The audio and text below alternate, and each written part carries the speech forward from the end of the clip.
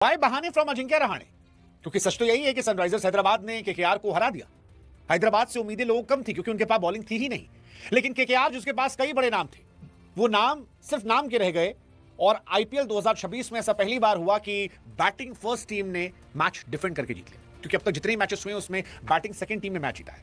लेकिन एसआरएच ने पहले 226 रन बनाए और फिर उनके गेंदबाज जिनसे हमें उम्मीद थी कि भाई साहब ये शायद 250 पिटवा देंगे, वो 161 पर केकेआर को ऑल आउट कर देते हैं। और केकेआर खुद जिम्मेदार इस हार के लिए, क्योंकि ना कैप्टन रहाणे चले, ना रिंकू सिंह साहब जो है वो फिनिश कर पाए, क्योंकि 140 के स्ट्राइक रेट से रिंकू ने सिर्फ 35 रन बनाए। अगर आप बात की जाए कैमरन ग्रीन जो सबसे महंगे खिलाड़ी हैं, वो रन आउट हो जाते हैं।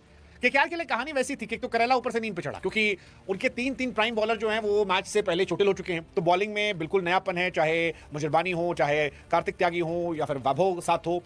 एक्सपीरियंस जो है वो इस टीम में लैक हो रहा है और वो लैक होता दिख रहा है, इसी वजह से 226 पहुंच जाते हैं।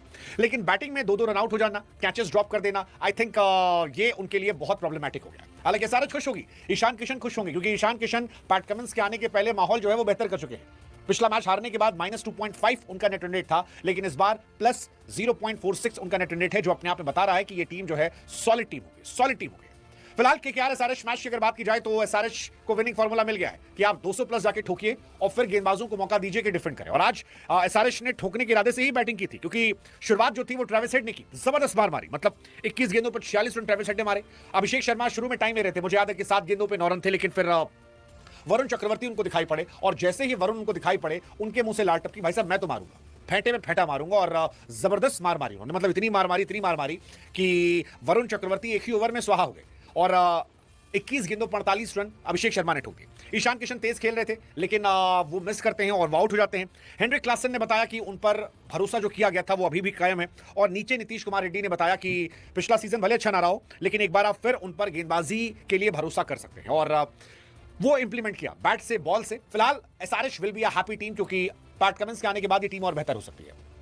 केकेआर के पास कंसर्न ही कंसर्न है, मतलब रहाणे के बैट से रन निकले नहीं। सुनील नरेन नीचे उन्होंने अच्छी बैटिंग की है, लेकिन नरेन की बैटिंग ऊपर यूटिलाइज नहीं की जा रही है, तो नरेन जो है फ्लॉप है। कैमरन ग्रीन आज रन आउट होते हैं, पिछले मैच में आउट होते हैं, उनकी अलग थ्योरी चल रही है। क्या वो इतने महंगे खिलाड़ी हैं जिनको रखना चाहिए? मैं अभी भी मान रहा हूं कि टिम साइफर्ट और फिन एलन से ओपन कराइए, वो तगड़े प्लेयर है। फिन एलन ने आज पहले ओवर में जो पिटाई की थी, मतलब वो पिटाई देखने वाली थी, लेकिन वही पूरी टीम का टेम्पो नहीं है। केकेआर का सबसे बड़ा हेडेक जो है फिलहाल वरुण चक्रवर्ती बन चुके हैं, सुनील नरेन की गेंदबाजी फॉर्म बन चुकी है। और अगर आप एसआरएच के सामने हार जाते हैं तो फिर अब आपके लिए राहें बहुत मुश्किल होने वाली है, बहुत मुश्किल होने वाली, क्योंकि एसआरएच इन कंपैरिजन एक इजी ऑप्शन था। हालांकि एसआरएच ने आज ईशान किशन की लीडरशिप में सरप्राइज किया। एसआरएच पहली टीम बनी जिसने डिफेंड कर दिया। कैप्टन ईशान किशन जो है उन्होंने बताया कि भाई साहब क्यों टेंशन है, कैप्टन के तौर पर मैं हूं ना, मतलब अगर आपने भरोसा किया है मुझ पर तो वो भरोसा मैं इंप्लीमेंट करके दिखाऊंगा। और वो उन्होंने किया, क्लासन ने दिखाया, अभिषेक ने दिखाया। अभिषेक शर्मा के फॉर्म में आने से, ट्रेविस हेड के फॉर्म में आने से, क्लासन के फॉर्म में आने से, नीतीश कुमार रेड्डी के फॉर्म में आने से फिलहाल एसआरएच एक बहुत हैप्पी टीम होगी। वो हैप्पी टीम होगी। आज सच है कि केकेआर की बॉलिंग का स्तर उतना बड़ा नहीं था, लेकिन फिर भी ये टीम के 4 जाइंट्स अगर फॉर्म में आते हैं तो फिर ये टीम बहुत खतरनाक हो जाती है, क्योंकि ईशान किशन ऑलरेडी फॉर्म में है, अनिकेत वर्मा अच्छा खेलते हैं, और इनके पास बाकी भी हैं, वो सलिल अरोड़ा या फिर नीचे आप बैटिंग करने देंगे हर्ष, वो भी बैटिंग कर लेते हैं। तो overall they have a decent batting lineup. Batting उनकी सॉर्टेड है, गेंदबाजी पे उनके सवाल है, लेकिन आज उनत्कट ने अच्छी गेंदबाजी कर दी। आज उन्होंने अपना जोर दिखाया, और उस जोर का असर यह था कि केकेआर जैसी बड़ी टीम जो है वो लटक जाती है। ये केवल चौथी बार है, मतलब जब एसआरएच ने केकेआर को हराया है, और ये बहुत बड़ी बात है। SRH 4th win out of 12 IPL matches at Eden Garden, ये अपने आप में रिकॉर्ड है। This is the first time 2012 से केकेआर ने अपने पहले 2 सीजन के मैच हारे हैं, और ये सब कुछ हुआ है एसआरएच की जबरदस्त बैटिंग और फिर उनकी गेंदबाजी से, क्योंकि आज गेंदबाजी भी जबरदस्त थी। मतलब कुछ पिट रहे थे बट जबरदस्त थी। केकेआर ने हालांकि टेम्पो बहुत जबरदस्त शुरू किया था। फिन एलन ने जो पहले ओवर में किया, मेरे को तो लगा कि यार हो गया मैच। पहली बॉल 4, दूसरी बॉल 4, फिर 6, फिर 6 और फिर 4, मतलब रहाणे ने स्ट्राइक दी और उसके बाद फिन एलन ने धुआं कर दिया था। लेकिन फिर उसके बाद एसआरएच का कमबैक होता है, और वो कमबैक कराते हैं एसआरएच के बॉलर्स। एसआरएच के बॉलर्स की अगर आप स्टार्ट देखोगे तो आज गेंदबाजी जो है अच्छी रही है। मतलब Harsh Dubey 2 over 17 run, 1 wicket. Wicket किसका? फिन एलन का। फिन एलन अपनी हाथों में उन्होंने कैच पकड़ा। देन जयदेव उनत्कट ने आज जो बताया कि एक्सपीरियंस जो है वो काम आ रहा है, और 3 ओवर में 21 रन। ईशान मलिंगा ने 2 ओवर में 14 रन देकर 2 विकेट। और फिर आखिरी में सबसे बड़े स्टार जो बाद में मैन ऑफ द मैच बने वो थे नीतीश कुमार रेड्डी, जिन्होंने पहले 24 गेंदों 45 रन बनाए, और फिर 2 विकेट भी निकाले उन्होंने। 2 ओवर 17 रन, 2 विकेट, और काफी इकोनॉमिकल रहते हुए ईडन गार्डन में ये मैच जीत लिया। इसके बाद रहाणे साहब के बहाने शुरू हो गए। पूछा गया कि भाई साहब पिच पर एक्स्ट्रा क्या दिक्कत थी, एक्स्ट्रा ग्रास जो था वो डिफरेंटली हुआ।